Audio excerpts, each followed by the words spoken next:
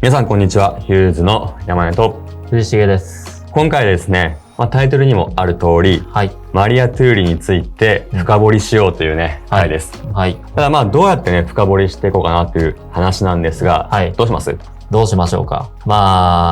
ラジオ感覚で話すんじゃないですか。皆さんね、この画角ですよね、まず。はい。初の新鮮な画角で、はい。本当にですね、今回そのラジオ感覚っていう風にですね、藤重さんが言ったんですが、実はですね、最近、ボーグジャパンにですね、マリア・トゥーリのですね、インタビューが掲載されたんですよね。載ってましたね。ちょっと衝撃でしたもんね。びっくりしました。基本的にマリア・トゥーリ、僕らのね、YouTube ではね、ご紹介したことあるので、ご存知の方いると思うんですが、基本的にはマリアって、こういうインタビューとか、全くね、掲載されないというか、あんまりね、僕見たことないですね。公の場に出るっていうのが珍しいですよね。そうなんですよね。なので、やはりね、皆さんね、僕らも同様ですね、情報量がそこにね、ないと言いますか、少ないので、その中で今回ね、このボーグジャパンにインタビューが掲載されたということでですね、今回ですね、そちらのインタビュー記事を僕らがね、ちょっと読み上げながら、そこに関してですね、僕らが思っていること、ヒューズとして補足できることがあればですね、していきたいなと思います。そんな感じでですね、マリア・トゥーリを深掘りしていって、よりですね、皆さんにね、マリア・トゥーリとはっていうところをですね、知ってもらえたら嬉しいですね。では、行きましょうか。行きましょう。まずね、ここにね、ちょっとね、カンペと言いますか、台本が用意されているんですけど、このね、ボーグジャパンのこのインタビュー記事に関してはですね、当店の概要欄にですね、URL を貼っておりますので、ぜひね、皆さんそちらをね、見ながら、このね、ラジオと言いますか、YouTube ですかね。見て聞いてもらえれば嬉しいですね。わかりやすいと思います。それでは、行きましょう。まずですね、こちら、イタリアのベローナに拠点を置くデザイナー、マリア・トゥーリは、いわゆるビジネスに興味がないようだ。手作業で服を作り続ける彼女の理想は、コレクションを小さなバッグに詰めて好きなショップに持っていき、そこで発表することだそうだが、これはですね、現代においてなかなか叶えられるものではない。ここぐらいまで行きましょうか。そもそも、マリア・トゥーリってイタリアのね、ベローナに拠点を置くデザイナーということなんで、イタリア人ですね。で、ここにですね、いわゆるビジネスって書いてるんですけど、このビジネスとはっていうところですね。これはですね、いわゆる既存のファッションビジネスのことですよね。既存のファッションビジネスとはっていうところなんですが、どういうイメージですか？僕としては、このブランドの名前を売って、服を割とたくさん売るみたいな。服だけで食べていくみたいな、そういうイメージですかね。そうですね。もう少し簡単に僕思ったのは、大量生産、大量消費っていうのがですね、一番わかりやすいかなって思います。もういっぱい作って、もういっぱい消費して。ただそれってすごく循環するっていう意味でいいかもしれませんが、ただ物として長く使うっていうところはちょっとかけ離れてますよね。そうですね。なのでいわゆるこのマリア・トゥーリのビジネスに興味がないっていうのは、おそらくその大量生産、大量消費とは真逆ですよね。作り方もそうですもんね。そうですね。手作業で作ってるのもありますし、基本的にお母さんと2人でしたっけ？そうですね。2人で作ってるので。やっぱそういうビジネスに興味がないっていうところも、そこにやっぱ含まれてますもんね。そうなんですよね。なので本当に2人で作って、本当に好きなお店に置いて、もう自分たちの好きな洋服を作ってっていう、本当にスモールな、コミュニティでやってるっていうのが、僕らもですね、すごくそれがいいなと思ってるので、マリア・トゥーリは、本当にこの、インタビュー通りかなと思いますね。じゃあちょっと次行っていいですか？次ですね。そこで彼女は今シーズンパリのピカソ美術館の近くで新作を披露することにしたのだが、私は運命的な何かを感じせずにはですね、いられなかった。というのも黒い紙を無造作にまとめた彼女の姿が、ピカソが1900年に描いた妹ローラの肖像画を思い起こさせたからだ。僕もね、マリア・トゥーリ本人にはお会いしたことあるんですけど、これ見ました？ピカソの見ました、画像。リンク飛んだら見えますもんね。そうですよね。確かに似てるんですよ。そうなんですか？もう本当にですね、もう結構多分ロングな髪の毛を無造作に巻き上げて、マリア自身がですね、なんて言いますかね、本当に強さと言いますか、本当芯のある感じ。かなり自立した女性みたいな。っていう感じなんですよ。そうなんですね。もう、お母さんですし、本当にスッと芯が通った女性っていう僕のイメージです。あとはですね、まあ、これパリのピカソ美術館の近くで新作を披露っていうふうに書いてあるんですが、はい。まあ、当店のバイヤー担当曰く、はい、最近はいつも、このパリのピカソ美術館の近くらしいですよ。あ、そうなんですね。まあ、今回には限らずらしいですよ。もうじゃあ、定番の場所というか。はい、定番の場所ですね。まあ、バイイング担当曰くですね、本当にこう、その展示会のところもですね、はい、マリア・トゥーリらしい雰囲気といいますか、はい、本当にこう、サンプルといいますか、はい、洋服がこうちょこっとだけかけられてあって、4落ぐらいですかね、はい、かけられてあって、はい、まあ、そこでまあ見ていくっていう。まあ僕も一度行ったことあるんですけど、はい、本当に分かりやすいのが、それこそ古重さん幼児山本の展示会、行かれたじゃないですか。はい、青山で。はい、めちゃくちゃ深かったですよ。ずらっと並んでました、ね。めっちゃあったでしょ。もうあんなんじゃないです。もう本当に、はい、もう3落、それぐらいだと思います。はい、もうじゃあ、うちで大量入荷の時に紹介する、はい、ラックの量ぐらいの。本当に、かかってる。はい、本当にそれぐらいだと思いますね。あ、そうなんですね。はい、まあでもそこから、まあサンプルをこう見て、まああとは、こう生地を選んで、はい、で、やっぱりこうマリア・トゥーリは先ほども言ったんですが、お母さんの2人でやってるので、はい、まあ、僕らのこうね、希望も聞いてくれたりとか、まあそこがいいんですよね。そうですね。まあ2人だからこそこう柔軟に対応できる。そうです。工場生産じゃないですしね。はい、それがね、いいんですよ。なのでまあ、わかりやすいのが、僕らと、なんて言いますかね、まあ僕らお店ですね。はい。とマリア・トゥーリで一緒にこう洋服を作るって言いますか。はい。そんな感じなんですよね。売り手と作り手で。そうです。なので、まあ僕ら、ヒューズにしかない洋服があったりとか、っていう風に紹介もできますし、本当にそんな感じで、まあここにしかないものだったりっていうのを一緒に作れるっていうのがマリア・トゥーリのやっぱり魅力かなとは思いますね。そうですね。はい。そんな感じで、はい。まあ行きましょう。次の。はい。私がですね、トゥーリに初めて出会ったのは2018年、彼女がイタリア版ボーグの Who is on Next で受賞した時のこと。メイドインイタリの伝統を受け継ぐ若手デザイナーにスポットライトを当てたこの企画で、私は審査員を務めていた。それから早6年、彼女は母となり、メンズウェアを展開するようになったっていうことなんですが、はい。ここもですね、もうマリア・トゥーリを語る上ではですね、欠かせないワードですね。はい。まあ、この Who is on Next っていうね、こう、まあコンテストみたいなのが、洋服のコンテストみたいなのがあるんですけど、はい。ここね、マリア・トゥーリ受賞してるんですよね。まあ、これ本当にこう、すごいことで、はい。で、まあ、受賞することもすごいんですけど、まあ、このね、背景といいますか、裏話といいますか、はい。受賞したら、ね、生産背景、いわゆるこう、工場のバックアップっていうのが、はい。まあ、いわゆる資本みたいなのがつくらしいんですよ。はい。なので、マリア・トゥーリがしようと思えば、大量生産ができるっていう、背景を、はい。もうこの受賞したことによってもらえたのに、マリアはですね、それ蹴っちゃうと言いますか。断っちゃうわけですね。生産サイクルのあれを断ったんですね。そうなんですよ。普通は、本当にこう、若手のデザイナーなら、喉から手が出るほど欲しくなる。そうですね。確かに。ね、ことをですね、はい。これをあえて断っちゃうっていうところが、やっぱ惹かれますよね。やっぱり最初からその自分が洋服を作る時の道筋みたいなのがあったんでしょうね。そうですね。やっぱりそこがやっぱりこう、一本芯が通ってるって言いますか、やはり先ほど言ってたような、はい、まあ小さなバッグに詰めて好きなショップに持っていき、そこで発表するみたいな話にもつながりますけど、はい、本当にそういう感じで、もう最初からそう思ってたっていうのはすごいですよね。そうですね。それもすごいですし、まあそこからですね、もともとはまあマリア・トゥーリ、レディースをね、展開したんですけど、はい、まあメンズウェアも展開するようになったって書いてますけど、まあそこからね、僕らもマリア・トゥーリを取り扱いをさせていただき、まあ今、ヒューズの人気ブランドの一つじゃないですか。そうですね。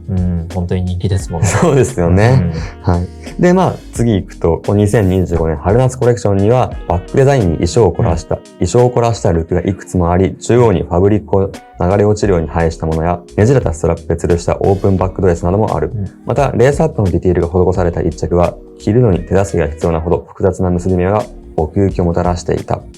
まあこれはおそらくこうレディースの洋服にね、はい、採用されていたディティールのことなんですけど、ただメンズに関しても、まあ、これまでマリア・トゥーリのアイテムに関しては、リボンがついたりとか、はい、そういうちょっとこう凝ったディティールといいますか、そういう仕様のものが多いので、はい、まあそこがまあマリア・トゥーリといいますか、メンズの洋服にこうリボンつけたりとかするってことは、はい、ちょっとだけこうフェミニーなと言いますか、はい、柔らかい感じになるじゃないですか。そうですね。確かに可愛らしいってのも特徴ですもんね。ですよね。なので動画でいつもマリア・トゥーリーをご紹介する動画の中では言ってることなんですけど、やっぱりマリアが作るメンズの洋服ってちょっと柔らかかったりとか、女性らしさっていうのが随所にですね、見られるんですけど、そこがねまたいいんですよね。そうですね。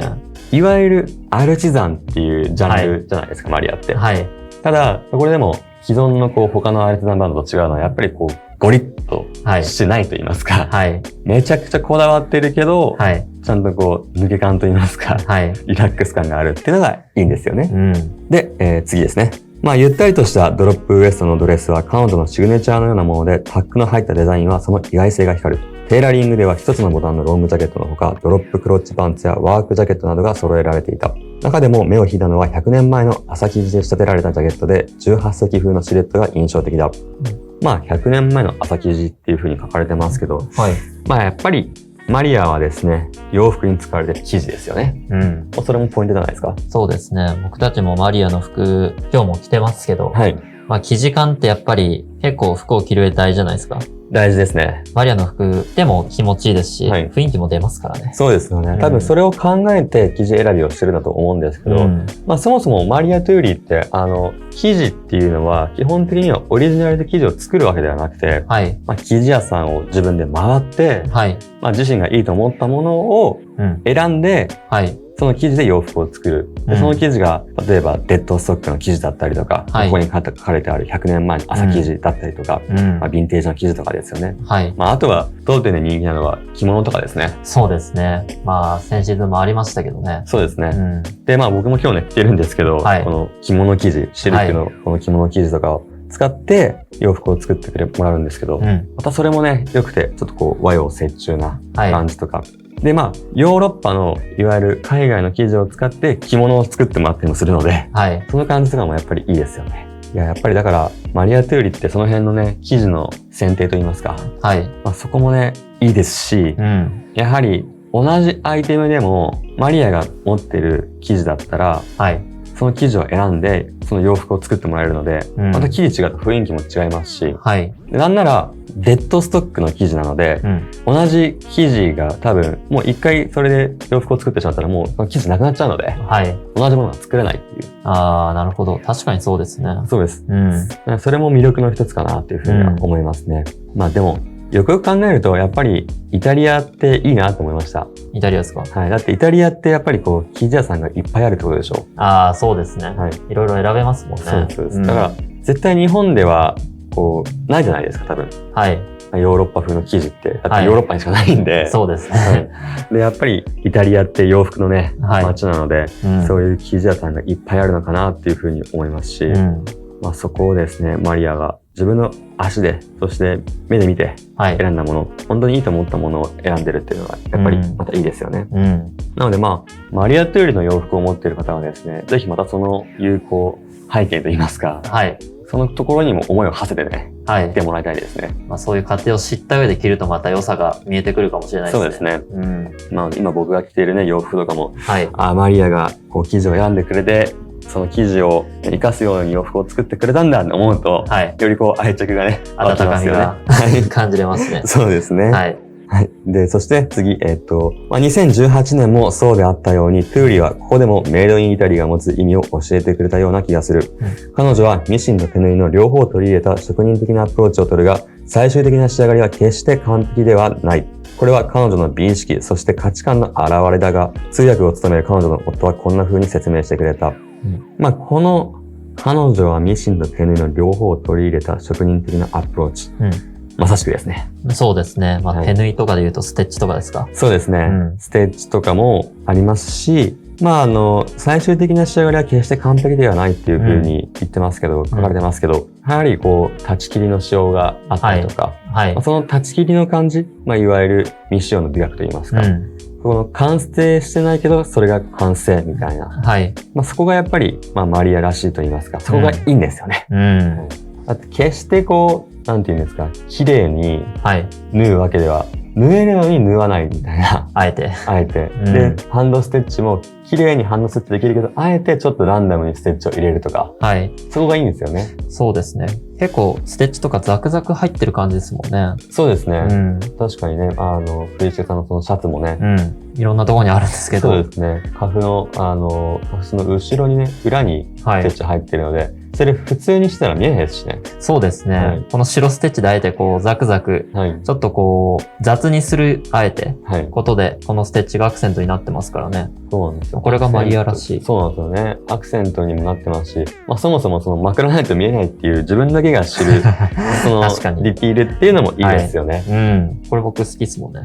僕もね、やっぱり好きですね。なんかちょっとこうね、ハグが、なんていうんですか、斜めになって、ずれたりするじゃないですか。あの感じとかもちょっと可愛いですよね。そうですね。確かに。マリアらしさを感じるのはそういうポイントだったりしますしね。そうなんですよね。ただそれって難しいですよね。一見、雑と言いますか。なんかこう、ね、手抜きとは言いませんけど、一歩間違えれば、ちょっとこうね、引き算しすぎちゃうところじゃないですか。そこをやっぱりマリアは本当にこう、絶妙に、その、ちょっとこう、ふっと、なんかこう、可愛いな、みたいなとか、なんか繊細なバランス感覚ですよね。そうなんですよね。やりすぎてないけど、ちゃんとこう、思考を凝らしてるっていうところが、やっぱりマリアはいいなとは思いますね。そうですね。で、ね、通訳を務める彼女の夫はこんな風に説明してくれたっていうね、価値観の話をしているんですが、次に行くと、彼女はですね、ブランドを成長させるためにやっているのではなく、自分のクリエイティビティを表現するためにやっているのであって、マーケットが求めるものとは結びついていません。その通りですよね。本当にトレンドに沿ってね、洋服を作れるんだと思うんですけど、多分そこではないんですよね。自分の本当にこう、したいもの、表現したいものっていうのを、洋服で作るっていう表現するっていうことを彼女はやっているので、その点やっぱね、デザイナーであり職人であるっていう、このマリアらしさがこの一部に詰まってるかなとは思いますね。だってね、それっぽいやつ多分作れますからね。